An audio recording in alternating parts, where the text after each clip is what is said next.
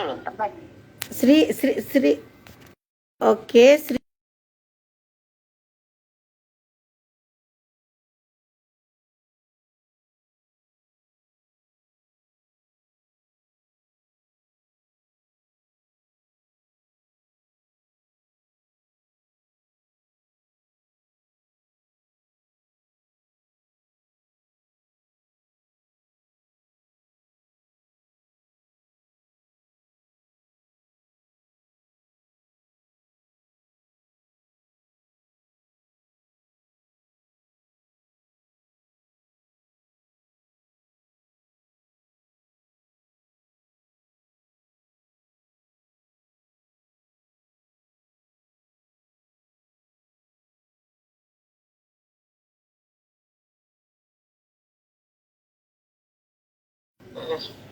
Assalamualaikum warahmatullahi wabarakatuh. Berjumpa lagi di Rumah Baca Anak Nagari.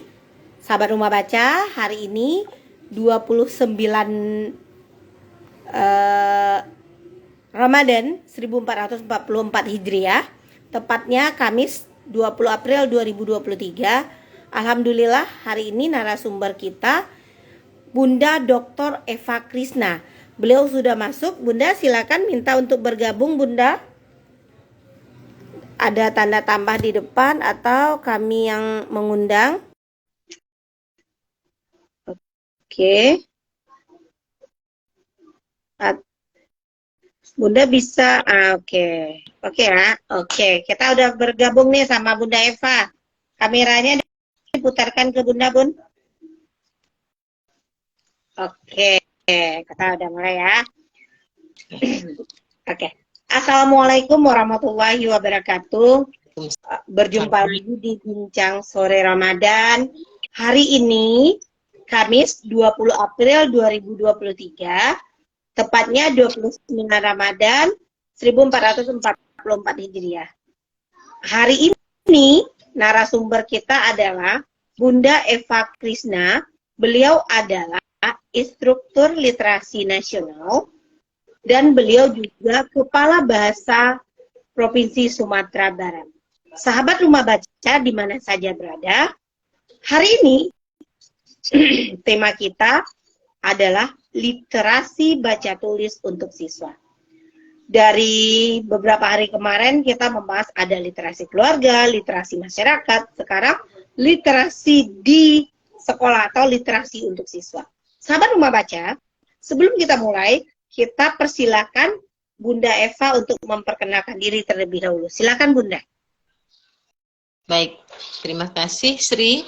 Assalamualaikum warahmatullahi wabarakatuh. Waalaikumsalam warahmatullahi wabarakatuh. Terima kasih sudah diundang ke Bincang Sore Rumah Baca Anak Nagari. Ini kehadiran pertama Bunda di Rumah Baca live di Instagram. Sore ini senang sekali. Jika yang berlebaran besok berarti ini hari terakhir Ramadan. Mudah-mudahan kita dilimpahi berkah dan perlindungan oleh Allah Subhanahu wa Ta'ala. Baik, Sri. Mudah-mudahan Balai Bahasa Sumatera Barat kedepannya akan semakin aktif bersama para pegiat literasi seperti Sri di Rumah Baca Anak Nagari. Baik, silahkan kita kembalikan ke Sri. Sahabat Rumah Baca di mana saja berada, alhamdulillah kegiatan Balai Bahasa dengan komunitas literasi yang ada di Sumatera Barat itu sudah berjalan. Bahkan Balai Bahasa sudah mempunyai palito, di mana kalau sahabat Rumah Baca yang punya rumah baca belum bergabung dengan Balai Bahasa, ada itu kita namanya palito, di mana seluruh taman bacaan, pojok baca kita bermitra, di mana nantinya adanya seperti pembinaan komunitas baca, kita juga akan tahu infonya, atau kegiatan-kegiatan literasi yang ada di Sumatera Barat. Alhamdulillah kita sangat bersyukur dengan adanya Balai Bahasa yang mana juga mewadahi atau bagaimana kita bisa berdiskusi dengan tentang rumah baca juga ada di Balai Bahasa. Jadi sahabat yang belum ikut bergabung di Palito, silakan ikut bergabung. Nanti kita akan dapat ilmu yang banyak dari Bunda Eva. Sahabat, sesuai dengan tema kita pada saat sekarang ini, yaitunya literasi baca tulis bagi siswa. Bunda, bagaimana menurut Bunda literasi baca tulis di kalangan siswa? Menurut pandangan Bunda pada saat sekarang ini. Baik, sebelum Bunda jawab, karena Sri tadi sudah menyinggung tentang Palito, Bunda akan bercerita dulu. Mungkin sahabat IG, sahabat literasi di Sumatera Barat khususnya, masih samar-samar tentang gerakan literasi yang menjadi program kerja Balai Bahasa Provinsi Sumatera Barat. Balai Bahasa Provinsi Sumatera Barat selaku perpanjangan tangan atau UPT dari Badan Bahasa, Badan Pengembangan dan Pembinaan Bahasa di Jakarta, memiliki tugas diantaranya adalah melakukan kegiatan literasi, gerakan literasi nasional yang diamanahkan oleh Presiden. Nah, gerakan literasi nasional ini menjadi tugas Balai Bahasa Sumatera Barat bersama Perpustakaan Nasional di Jakarta. Lalu turunannya tentu saja adalah perpustakaan di daerah-daerah. Nah, yang sudah dilakukan oleh Balai Bahasa Provinsi Sumatera Barat diantaranya adalah pemetaan komunitas literasi yang seperti Sri katakan tadi. Balai Bahasa Provinsi Sumatera Barat sesuai dengan perkembangan literasi digital saat ini memiliki aplikasi yang bernama Palito. Palito adalah peta literasi orang Sumatera Barat. Jadi Palito Sumbar, peta literasi orang Sumatera Barat. Nah, mengapa harus melakukan digitalisasi? Agar sahabat-sahabat komunitas literasi, para penggiat literasi, bisa langsung memasukkan identitas organisasi ke dalam Palito secara mandiri. Jadi tidak harus Balai Bahasa datang mendata, tapi teman-teman bisa langsung memasukkan datanya ke Palito. Klik Palito, lalu punya akun bisa memasukkan data ke sana. Nah, Bunda atas nama Balai Bahasa Provinsi Sumatera Barat memberikan apresiasi yang sangat tinggi kepada Sri dan kawan-kawan para pegiat literasi yang taman baca mereka ataukah rumah baca mereka sudah masuk ke data rumah data kami, pangkalan data kami di Palito. Begitu, Sri.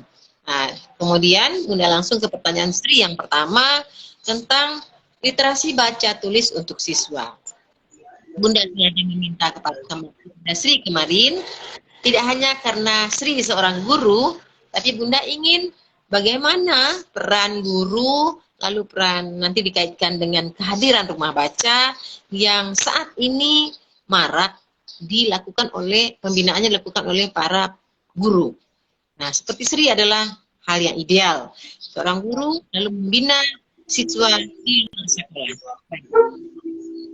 Kita tahu pengertian literasi baca tulis itu adalah modal dasar bagi siswa kita untuk kecerdasan mereka di bidang apa saja. Baca tulis adalah modal dasar. Biasanya kemampuan membaca yang sudah diperoleh di kelas rendah, di kelas 1, 2, dan 3, biasanya siswa kita secara normal sudah pandai membaca. Kemampuan membaca itu tidak dilanjutkan dengan hobi membaca. Mengapa? Nah, mungkin ini yang menjadi, kalau Bunda ingat bincang-bincang dengan Sri beberapa waktu yang lalu, beberapa tahun yang lalu, ketika kami berkunjung, bahwa ketidakhadiran siswa membaca diantaranya disebabkan karena sarana yang tidak memadai, tidak tersedianya bacaan rumah baca untuk siswa, sehingga mengakibatkan siswa kita sekadar membaca buku teks itu pun tidak dibaca, hanya ketika kebutuhan sesaat saja, ketika akan ujian, itu pun kalau siswa kita membaca. Yang lebih sering siswa kita membawa buku dengan berat, begitu banyaknya buku-buku bacaan, buku paket di sekolah untuk setiap mata pelajaran. Lalu siswa kita melihat, mungkin sampulnya pun tidak dilihat, lebih parahnya. Nah, lalu Padahal literasi baca itu diikuti dengan literasi tulis. Mestinya siswa kita memperkaya kemampuannya untuk membaca. Lalu kita arahkan untuk menulis. Mungkin ini persoalan di sekolah ya, Sri. Bunda bukan guru, tapi nanti Bunda bercerita tentang pengalaman sebagai dosen. Ketika kita membaca, sebetulnya kita adalah energi ke tubuh. Itu juga dengan siswa kita. Ketika ada siswa yang dia memiliki sarana bahan bacaan, tempat membaca, lalu iklim membaca di rumahnya. Kalau di sekolah tentu saja tidak. Peran sekolah, kalau boleh Bunda perkirakan, bukan hasil survei, bukan hasil penelitian, peran sekolah hanya 20%. Mengapa? Muatan pelajaran di sekolah sangat banyak. Jadi untuk membaca adalah peran di rumah tangga. Bagaimana siswa kita? Ada yang bisa, yang hobi membaca, ada yang setengah-setengah, ada yang sama sekali tidak membaca. Nah, iklim di rumah tangga, Bunda mengatakan iklim dalam tanda petik ya, iklim di rumah yang kita memiliki semacam perpustakaan kecil kan namanya, tempat membaca sederhana kan namanya, kalau di rumah ya, di rumah tangga ya, itu akan membuat seorang anak setidaknya dia mulai bertualang mencari berbagai pengalaman melalui bacaannya. Bila seorang siswa misalnya di sekolah belajar tentang IPA, tentang awan, bila di rumah dia mendapatkan bahan bacaan yang mungkin tidak awan, tapi mungkin tentang perjalanan perjalanan di udara atau apa, dia akan tertarik membacanya jika ada tersedia. Nah, jika seorang anak sudah bisa memiliki kemampuan membaca, pengalaman membaca, hobi membaca, itu suatu hal yang ideal. Nah, lalu hasil yang kita harapkan dari kegiatan baca tulis yang dilakukan oleh siswa tadi adalah mampunya mereka menulis. Nah, Bunda melihat selaku mantan peneliti, sekarang sudah tidak peneliti lagi, tapi jiwa penelitinya masih ada.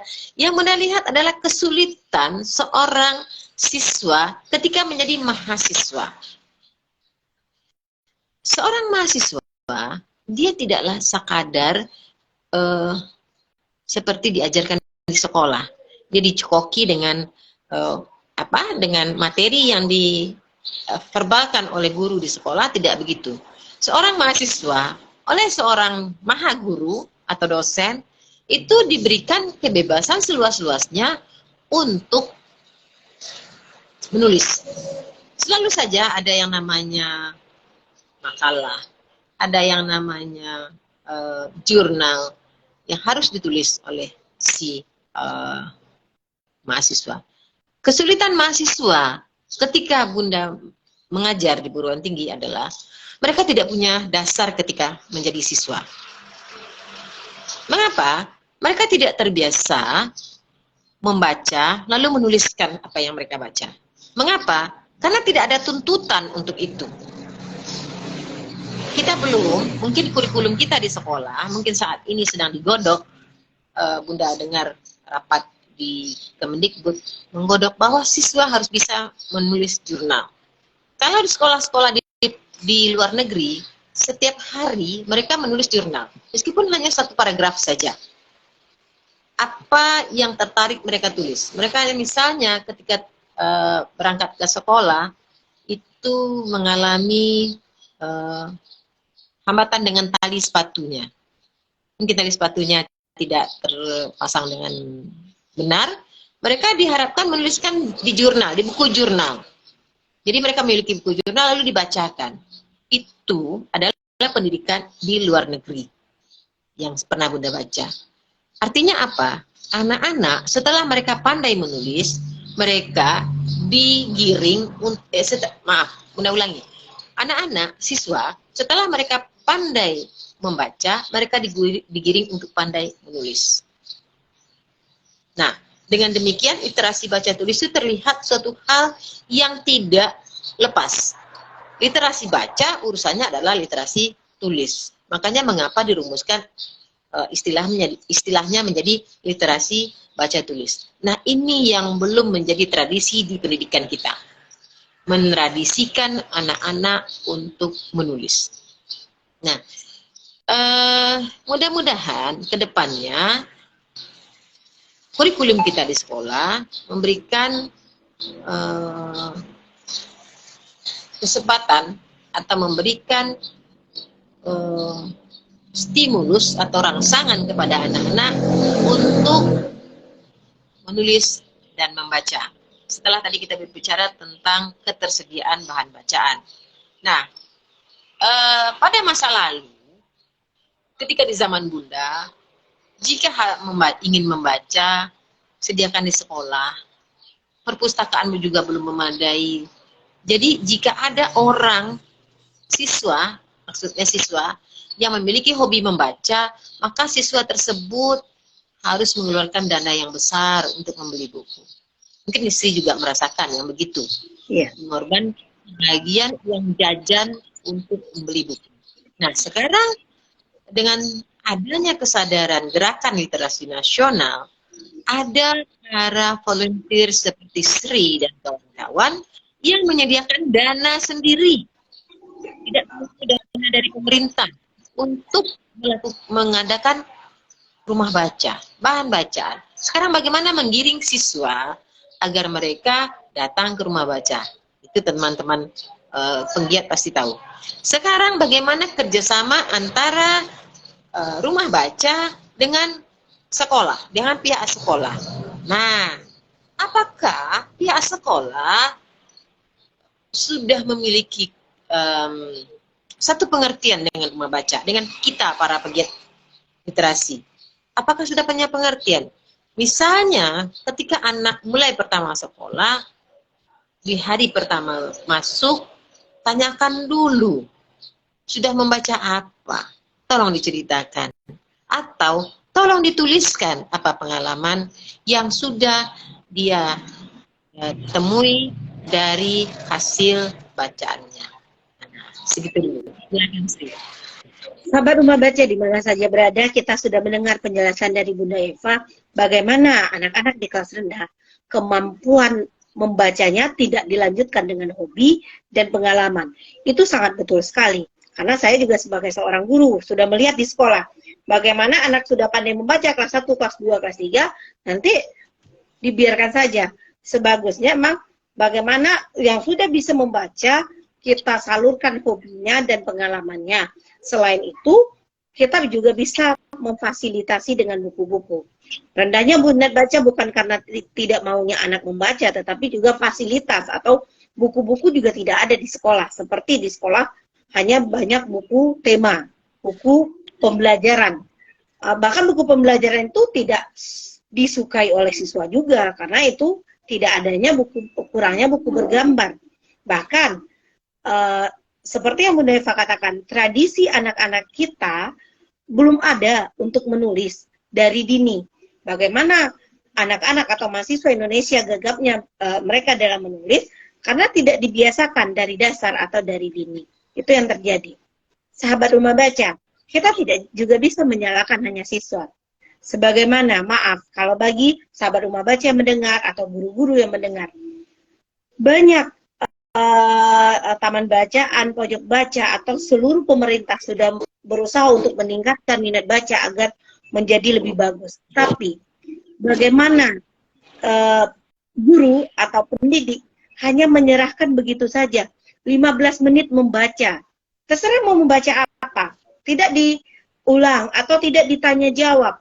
Hanya kalau menurut saya, sistem 15 menit membaca kalau guru tidak juga ikut di sana, hanya siswa saja mungkin itu membosankan. Pas guru masuk kelas, sudah membacanya, sudah. Habis itu habis. Apa salahnya kita sebagai guru juga bertanya jawab? Bagaimana menurut Bunda? Apakah hanya siswa saja yang perlu diberikan pendidikan dan pelatihan? Atau guru-gurunya juga harus diberikan pendidikan dan pelatihan bagaimana supaya paham dengan bagaimana untuk meningkatkan literasi baca tulis untuk siswa? Baik, bersyukur sekali Sri dan sahabat Rumah Baca Anak Negari, ketika Menteri Dikbudristek Pak Nadiem Makarim meluncurkan program Merdeka Belajar, pada episode Merdeka Belajar episode 17 itu adalah penyediaan bacaan bagi siswa. Nah, itu ribuan buku sudah dicetak melalui Balai Bahasa, melalui penerjemahan cerita anak. Nah, buku itu kemudian pada Merdeka Belajar episode 17 itu, setelah buku-buku tersebut ada pada tahun kemarin 2022, memang karena keterbatasan ya, buku itu hanya didistribusikan untuk sahabat kita di daerah 3T. Nah, kita hanya mendapat Mentawai, meskipun 3T kita cukup banyak di Sumatera Barat, tapi kita hanya dapat di Mentawai. Nah, melalui program MB17 tersebut, guru kita difasilitasi dengan pendampingan Sri. Mohon maaf Bunda menyebut Sri saja, walaupun Bu Guru ya. Apa-apa. Sudah kebiasaan. Lebih senang dipanggil Sri. Nah, jadi di sanalah kami ketika pendampingan tersebut menerima berbagai keluhan para guru. Di samping kami memberikan pendampingan, bagaimana pemanfaatan buku tersebut di sekolah-sekolah yang alhamdulillah mendapatkan sumbangan buku dari pemerintah, bantuan pemerintah, buku bacaan rakyat anak tersebut. Nah, lalu di situ kami tahu persoalannya bahwa ada pertama adalah persoalan sarana dulu ya, Sri, kita bicarakan ya. Persoalan sarana, bagaimana sekolah itu tidak memiliki perpustakaan. Buku tersebut diletakkan di gudang. Lalu kebingungan kepala sekolah buku itu mau diapakan. Lalu kebingungan guru di kelas, apa manfaatnya bagi siswa. Nah, disitulah kami, Bunda dan teman-teman dari Balai Bahasa Provinsi Sumatera Barat melakukan pendampingan kemarin. Kami berbagi pengalaman bahwa buku ini setelah dibagikan kepada siswa dipergilirkan. Mungkin Sri ingat ya, kita ada buku Balega di Sumatera Barat. Buku Balega tersebut jadi semacam buku Balega dipergilirkan kepada siswa, tapi tidak berhenti begitu saja. Seperti Sri katakan, buku-buku tersebut kemudian ditindaklanjuti. Nah, kan itu yang kita harapkan ya, Sri, ditindaklanjuti. Setelah siswa membacanya, lalu diapakan? Nah, kan seperti yang kita keluhkan, tindak lanjut tersebut adalah menanyakan kepada siswa, apa yang sudah kamu baca, nak? Apa yang menarik dari buku itu? Kalau kamu memiliki 2 yang kamu dapatkan, lalu bagian mana yang menarik? Tolong nak diceritakan. Lalu tolong nak ditulis. Dengan dia ada persoalan harus menuliskan, dia akan semakin gencar membaca. Seperti asupan gizi, karena dia dipacu untuk bergerak menulis, dia akan cari lagi bacaan tersebut. Apa tadi ya? Apa tadi ya? Dengan demikian, kita harapkan literasi baca tulis untuk siswa menjadi marak. Gerakan ini tidak lagi gerakan yang dilakukan oleh hanya, sekali lagi mohon maaf Bunda kepada guru-guru, mohon segeralah tindak lanjuti yang sudah. Lalu kemarin baru saja diluncurkan Merdeka Belajar episode 23 oleh Mas Nadine, bahwa penyediaan buku-buku bacaan ini akan diperluas. Tidak lagi hanya di kalangan di kalangan siswa di daerah 3T, tapi diperluas menjadi siswa di perkotaan juga. Mudah-mudahan nanti Sumatera Barat mendapatkan buku yang lumayan banyak.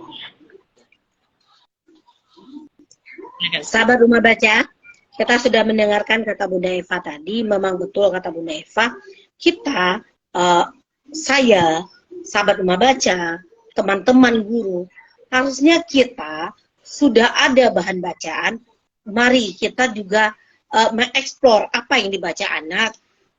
Ayo kita tuliskan. Kalau bisa anak berani tampil, sebagaimana kita tahu di generasi emas 2045 yang diharapkan itu adalah literasi, karakter, dan kompetensi pada siswa. Jadi kalau itu sejalan, itu sejajar, mungkin kita akan bisa. Tetapi kalau seperti ini, kita tidak menindaklanjuti buku seperti yang diceritakan Bunda Eva tadi di daerah Kepulauan Mentawai, teman-teman Balai Bahasa sudah bergerak ke sana, sudah memberikan bantuan buku, sudah datang ke perpustakaan sekolah, tapi beliau belum terlalu paham. Penasaran juga nih Bunda, mau ke sana, bagaimana sih itu tuh harus dibenahi, karena anak-anak Indonesia ini bukannya tidak mau membaca, tapi emang fasilitasnya atau sarana prasarananya yang kurang memadai. Kenapa saya bilang? Seperti yang Bunda Eva katakan tadi, buku balega. Anak-anak kalau dapat buku balega, kebetulan kami juga mengadakan lapak baca. Kalau misalkan walaupun buku itu lama, tetapi baru dilihatnya menarik gambarnya, dia akan membaca. Karena dia merasakan buku itu buku yang baru. Jadi sahabat Rumah Baca, ya, sahabat Rumah Baca di mana saja berada, bagaimana pemerintah sudah memfasilitasi kita. Bahkan betul kata Bunda Eva, yang namanya mereka belajar di episode 17 tentang buku dan episode 23 ini, teman-teman pegiat literasi juga harus mengikuti. Kita tidak boleh tidak mengikuti, kalau tidak kita tidak tahu dengan perkembangan, karena yang namanya bergerak, didiklah anak sesuai zamannya. Begitu juga kita punya rumah baca, kita sesuaikan atau dengan zamannya, apa yang dibutuhkan di dalam rumah baca, apa yang dibutuhkan dalam pembelajaran. Begitu juga kita kembali ke tema literasi baca tulis di sekolah. Saya sangat sepakat dengan Bunda Eva, di mana tidak hanya anak sekarang yang harus kita berikan seperti kita tradisikan untuk menulis, tidak hanya anak yang kita lanjutkan untuk hobi membaca, tidak banyak yang kita haruskan membuat artikel, tetapi kita juga harus memberikan kesempatan ini, pelatihan ini kepada guru, agar guru-guru juga paham dengan yang namanya literasi baca tulis. Bahkan Bunda Eva, sekarang tidak semua guru yang mau menulis, bahkan kalau zaman dahulu waktu saya SD, sekarang saya kepala sekolah. Waktu kepala sekolah saya itu masuk ke kelas, lebaran atau liburan, buat ya cerita tentang liburannya. Gitu kata kepala sekolah, kata guru kelas kita. Pada saat sekarang ini kita masuk sekolah langsung saja ke buku tema. Tidak ada guru-guru lagi yang menyuruh siswa untuk bercerita apa pengalamannya ke depan kelas atau tuliskan satu paragraf, tidak ada lagi. Bahkan mungkin dengan yang seperti itu, yang zaman dahulu kita disuruh untuk menulis, walaupun hanya pengalaman singkat, mungkin itu juga akan memperkaya cara pandang siswa. Bagaimana menurut Bunda itu? Betul. Ya, padahal yang dibutuhkan saat ini, ketika ilmu pengetahuan semakin berkembang, tuntutan literasi baca tulis semakin tinggi. Nah, mengapa ya kita boleh kritik ya para guru ya melalui buku kepala sekolah ya? Mengapa kita kembangkan budaya lisan? Padahal yang dituntut dalam literasi baca tulis adalah bagaimana anak-anak kita memiliki kemampuan menulis. Kan produksinya atau produktivitas anak adalah pada bagian menulis. Nah, mengapa para guru justru menggiring anak kepada lisan? Bagaimana pengalaman selama lebaran? Kalau misalnya itu diminta untuk menulis, silakan. Tapi kalau hanya diminta bercerita, jadinya kita menguatkan tradisi bahwa orang Minang hanya bisa lisan. Ini sebetulnya lecutan buat kita. apa ya kita dengan masa lalu kita yang tradisi Maota. Hanya memang kita tahu bahwa kalau kita kembali ke sejarah, kita tahu kita Sumatera Barat Minangkabau itu melahirkan para bapak bangsa yang mendirikan Republik Indonesia ini. Tapi ingat, beliau memiliki literasi baca tulis yang sangat tinggi. Itu bukan kebanyakan orang, itu orang-orang pilihan. Dan saat ini belum lahir bapak-bapak yang literat, belum lahir. Nah, mudah-mudahan setelah Lebaran nanti yang diminta ke siswa kita itu adalah menulis.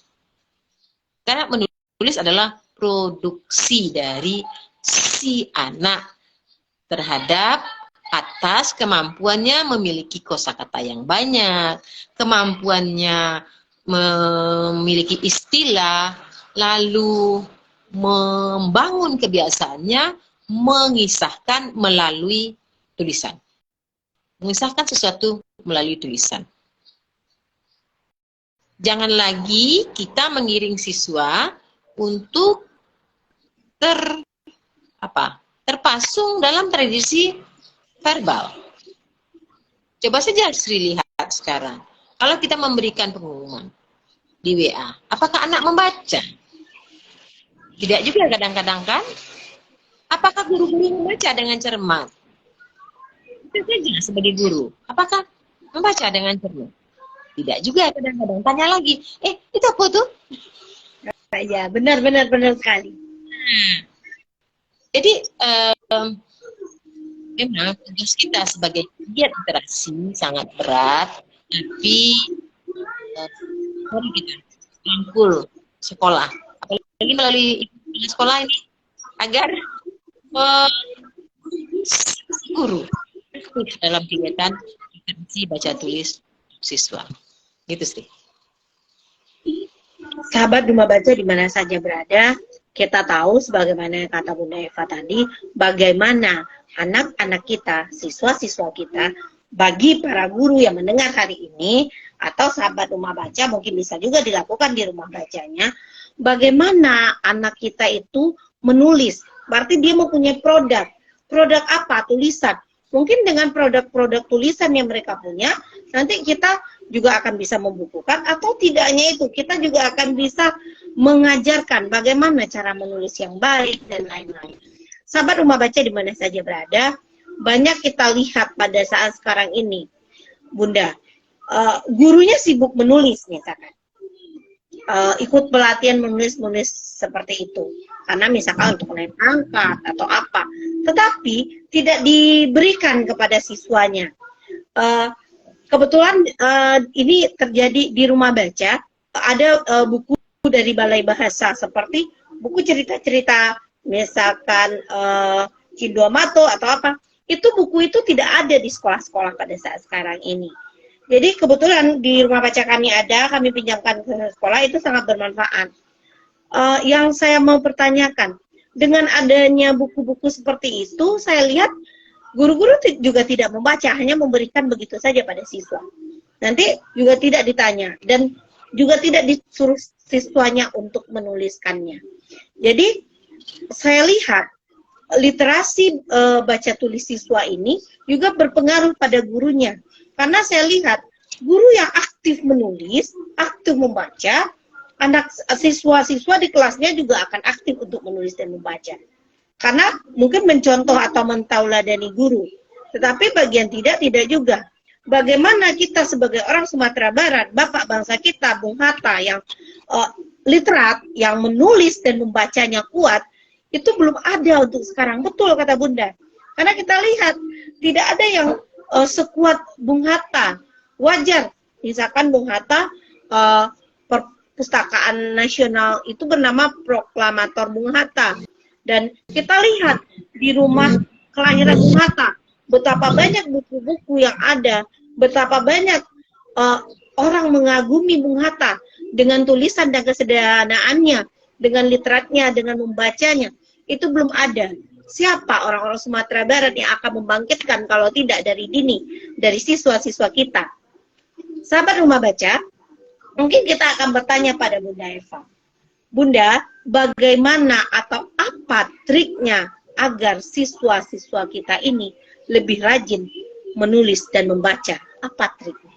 Nah, sama dari awal Bunda konsisten dengan yang Bunda ucapkan, bahwa peran guru itu sangat penting.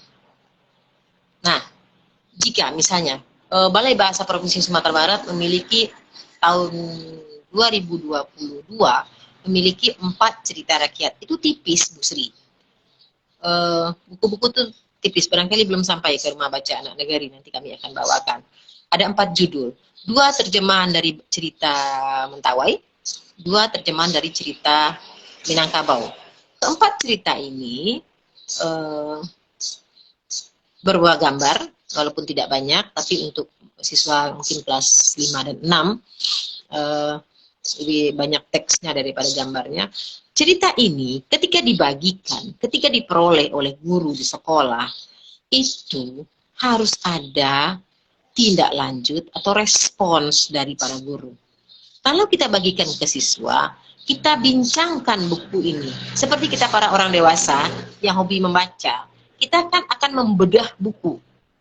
Nah, apa salahnya melalui bu guru ini dan sahabat Rumah Baca Anak Negari semua, Bunda titip, bedahlah di sekolah, barang 5 menit buku ini, 15 menit untuk membaca, 5 menit untuk membedahnya. Siapa yang berani membedahnya? Berikan kesempatan kepada siswa. Tentu saja, sama seperti kita, siswa itu akan menulis di kertas apa yang akan dia bicarakan. Dengan demikian, tradisi baca tulis akan berlanjut, akan berlangsung. Nah, tugas kita saat ini memang masih tugas yang paling awal. Mengapa Bunda katakan paling awal? Kita sudah tinggal jauh lama dengan tidak membaca, dengan illiterat. Kalau dulu kita terpaksa membaca, bahkan guru kita hanya tamat SPG, tapi banyak yang diberikan kepada kita. Sekarang guru-guru kita tamat S2, tamat S3, tapi mungkin belum seberhasil guru-guru kita pada masa lalu. Mengapa? Mungkin tradisi atau katakanlah kebiasaan membincangkan buku tersebut. Setelah diberikan pancingan, anak-anak diberikan buku, lalu tidak diapa-apakan. Baca ya nak, kadang-kadang guru meninggalkan kelas. Betul begitu, Bu Guru? Benar sekali.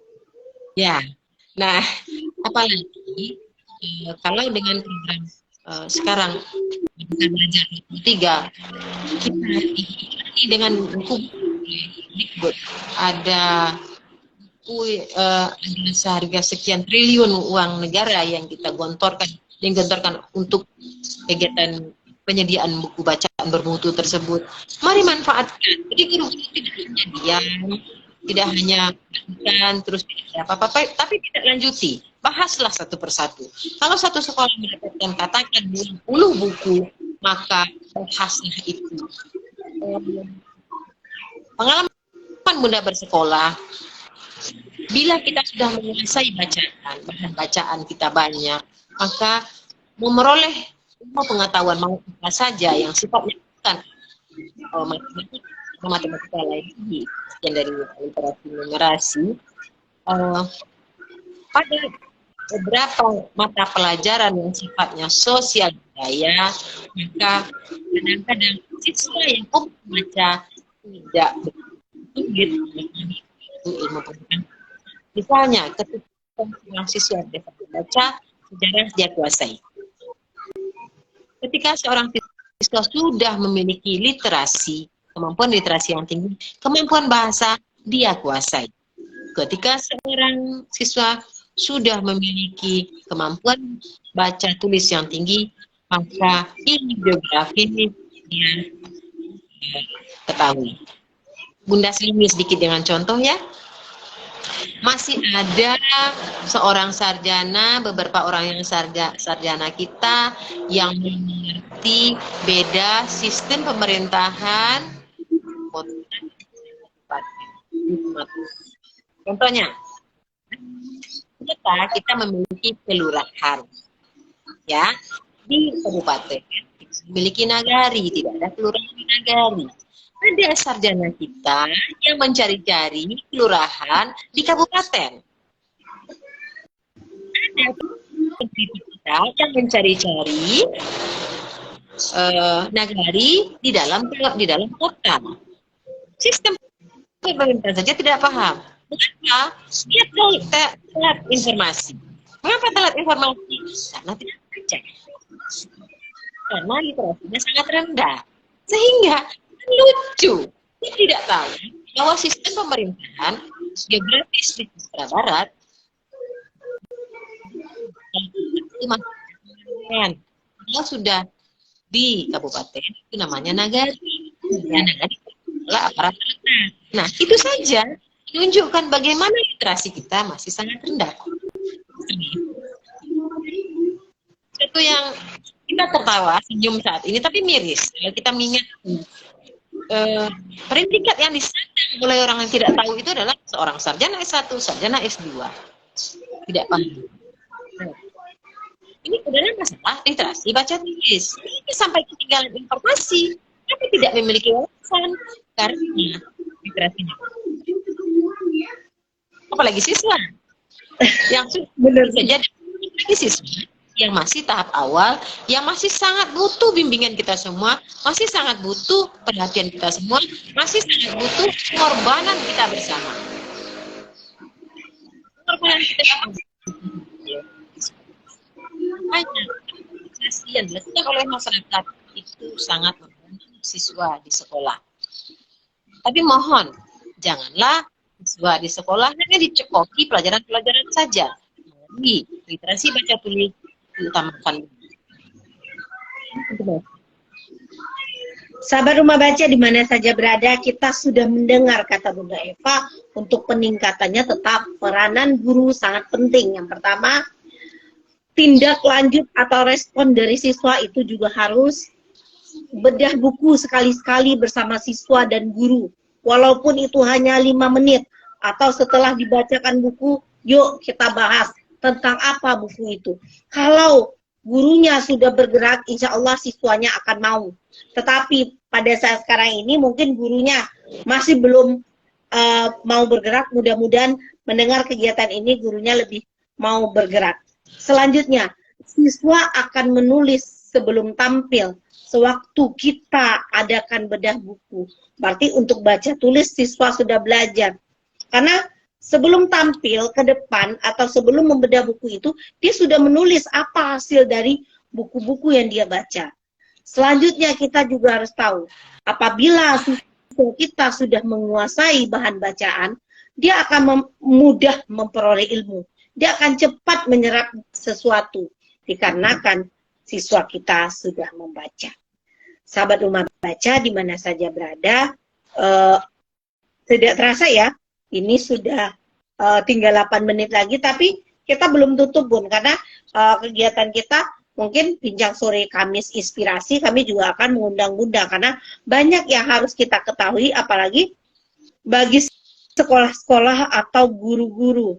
Pernah suatu ketika saya diminta untuk menjadi narasumber di salah satu SMP, salah satu kota.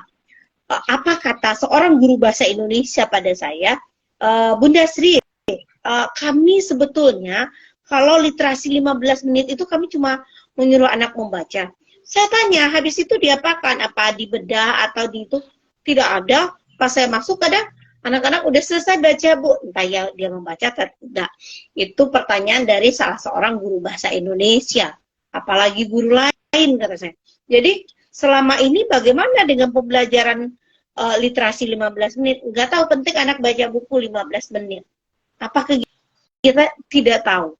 Mungkin Bunda, dengan kegiatan kita kali ini, guru-guru harus mengetahui yang 15 menit itu seperti yang Bunda katakan, bisa membedah cerita atau buahan bacaan yang dibaca anak. Atau mungkin kita sebagai guru bisa, kalau untuk di kelas rendah, mendongengkan atau menceritakan. Nanti kita tanya jawab dengan anak, kata saya. Itu kalau di SD. Kalau di SMP, mungkin ya setelah dibaca mungkin berganti-gantian membuat ke depan apa inti dari ceritanya. Mungkin itu yang waktu itu yang saya berikan. Bahkan guru-guru banyak mengatakan begini, literasi 15 menit, sedangkan Ambon hobi membaca huruf, Bu Sri.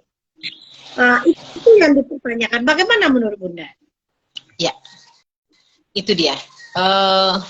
Kita sama-sama curhat ya, Ibu Sri. Mahasiswa Bunda sering Bunda suruh pulang lagi ketika dia bimbingan skripsi atau bahkan tesis, mengatakan, Bun, tolonglah tularkan hobi membaca kepada saya. Coba Ibu kembali lagi. Atau kalau di S1, coba Ananda kembali lagi. Jadi jangan berhadapan dengan saya dulu. Jangan tanyakan bagaimana caranya hobi membaca itu. Anda tidak akan bisa menulis jika Anda tidak membaca. Nah, sangat kita sayangkan apabila ucapan bahwa tidak terbiasa membaca itu diucapkan oleh kalangan yang masuk ke dalam ranah pendidikan, seperti para mahasiswa, para guru, mulailah malu untuk mengatakan bahwa tidak hobi membaca. Ini mungkin akibat masa lalu ketika dia dalam proses pendidikan, masa lalunya dia tidak mendapatkan yang Bunda katakan di awal tadi, iklim membaca yang baik di rumah tangganya. Ya. Dia tidak mendapatkan iklim yang baik sehingga tidak tumbuh hobi membaca di dirinya. Nah, itu barangkali. Ketika ya kita susah juga ya, Bu Sri, ingin mengatakan, loh kok masuk menjadi guru kalau tidak hobi membaca? Kan begitu. Guru itu adalah ujung tombak pendidikan. Pendidikan itu artinya adalah literasi baca tulis.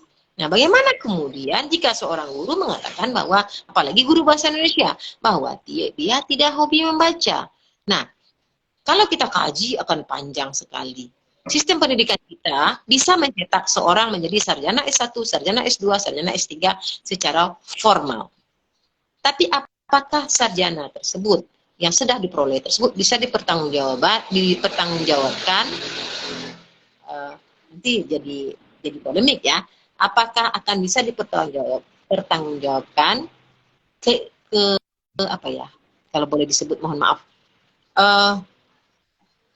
Kecendekiaannya.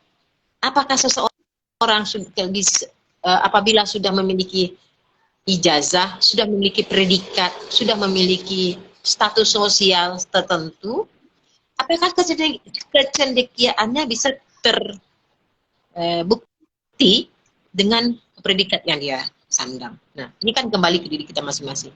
Malu kita bila kita masih iliterat, tapi sudah memiliki banyak predikat yang menjadikan kita secara status sosial menjadi berterima di masyarakat, tapi tidak berterima dalam lingkungan para cendekia. Nah, mungkin